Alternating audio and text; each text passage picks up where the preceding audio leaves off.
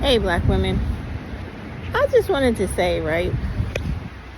Now, believe me, I'm one of the first people to say, if you can't afford children, don't have them, right?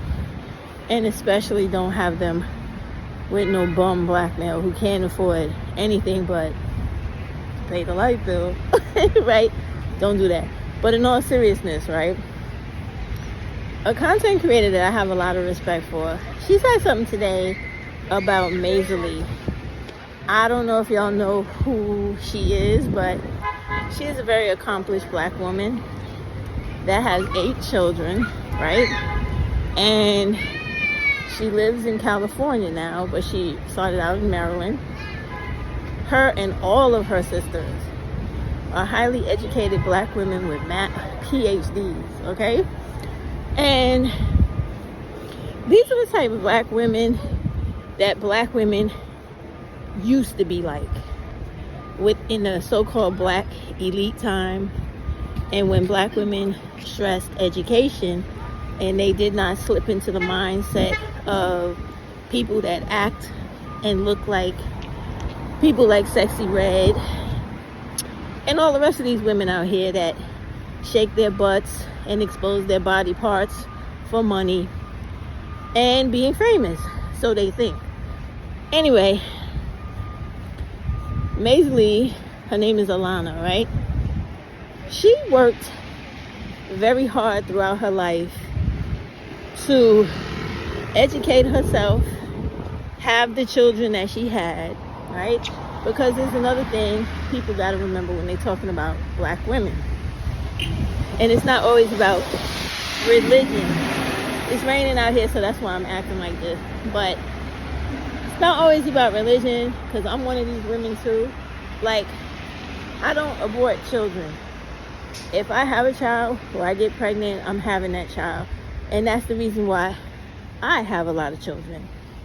Now, you do what you feel you need to do for yourself, but I don't think any of us should be looking down the nose of black women who have multiple children, who actually can afford them and do not live in poverty. That's the big difference, right?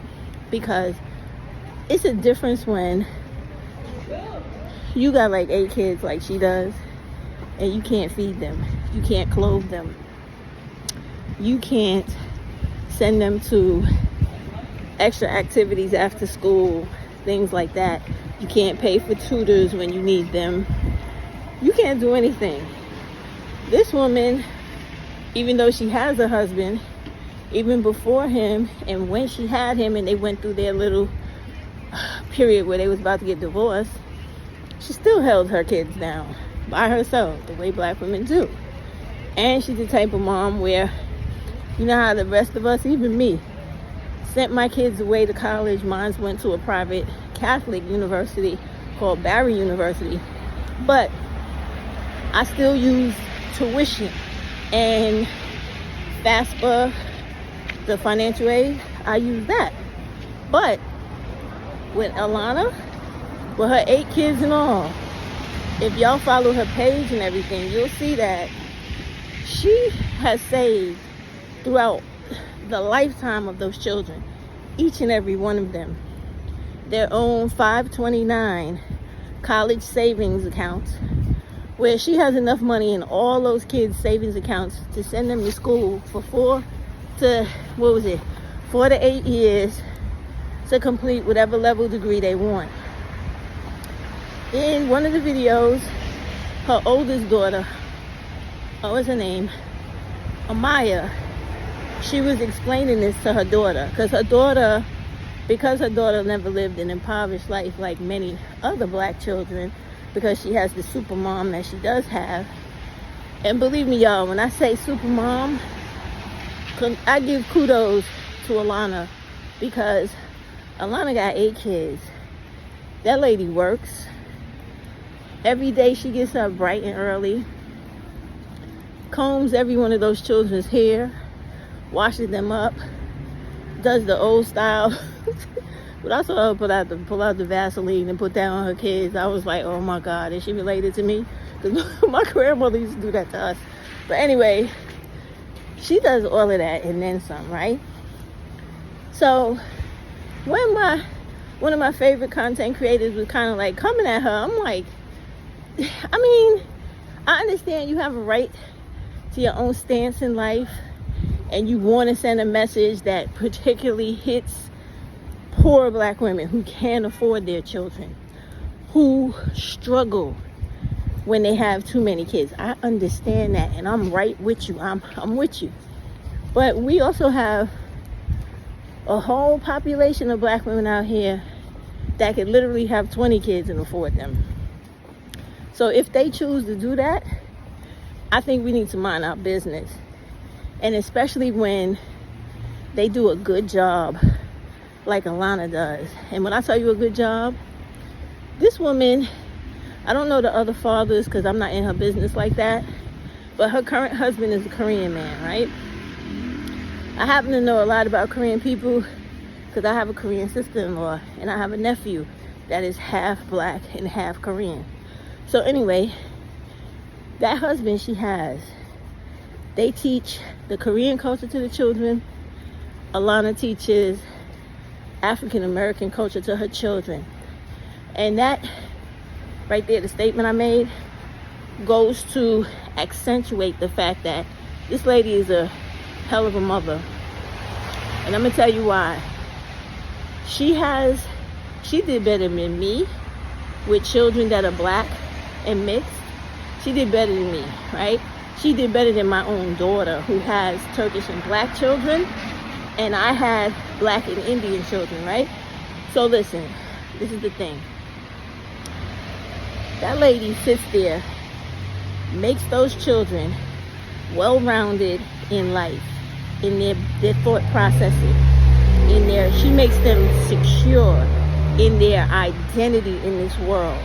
They know who they are coming and going. So if all black mothers that had more than 7 kids were like her, the black community would be 1,000 times better off. So that's why I do not, in her case, I don't condone or even want to even champion the whole point about, oh, black women shouldn't have that many kids because it makes us breeders. I'm not an animal. She's not an animal, nor is any other black woman. Animals breed.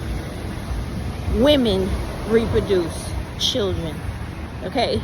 Infants, we reproduce. We don't breed. I'm not an animal. So I don't like those terms. And those terms were created and used when we were held in bondage as enslaved people. Hear the words I'm using?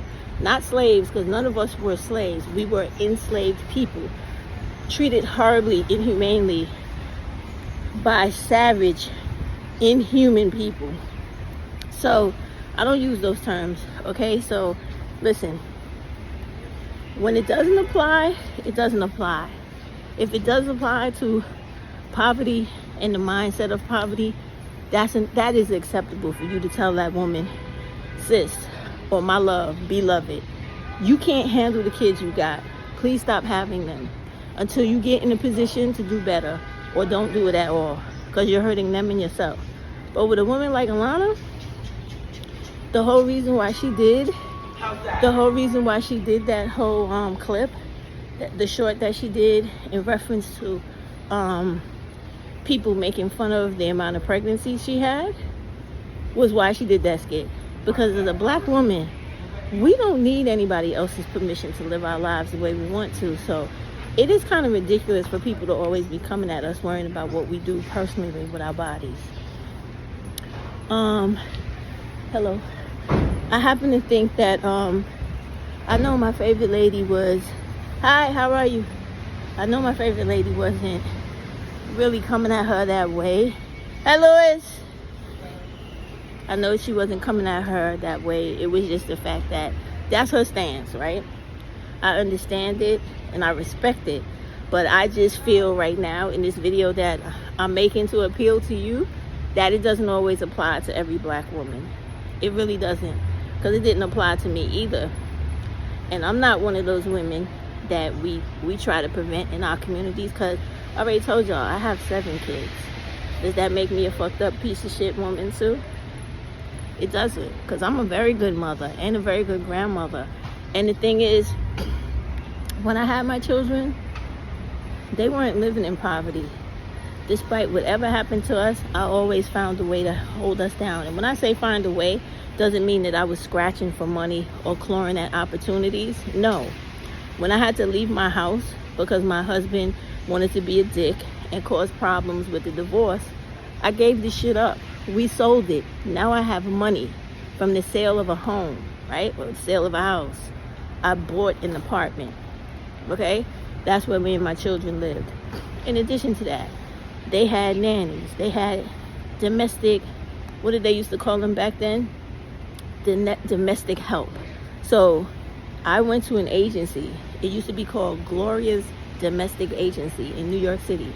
I got people to watch my children in my home. When I wasn't there, I was working because I had to work midnights, right? I got people to walk my children to school, bring them home from school, and I had a third person to cook, clean, and take them to track practice and all this other shit that I had signed them up for, because they had to have other shit going on in their life because I wasn't there and their father was no longer there. So to keep them from going through all that type of sadness and feeling sorry for themselves because the family they used to have was no more, I filled it with activities, extra people, even though they may have been estranged people, but they were still people to take the place of my husband and myself and real family members. So that's the only reason why I'm being this passionate and I'm speaking out against what was said about Alana Maisie, because I like Alana. I got a lot of respect for her, and I got a lot of respect for RWS hashtag exposed, right? But I just don't agree with her on this one, and I'm not coming at RWS because that is my girl. Everything that she says, I'm 100% most of the time rocking with, because I know her heart is good and pure towards the upliftment and progression of black women. None of us is perfect.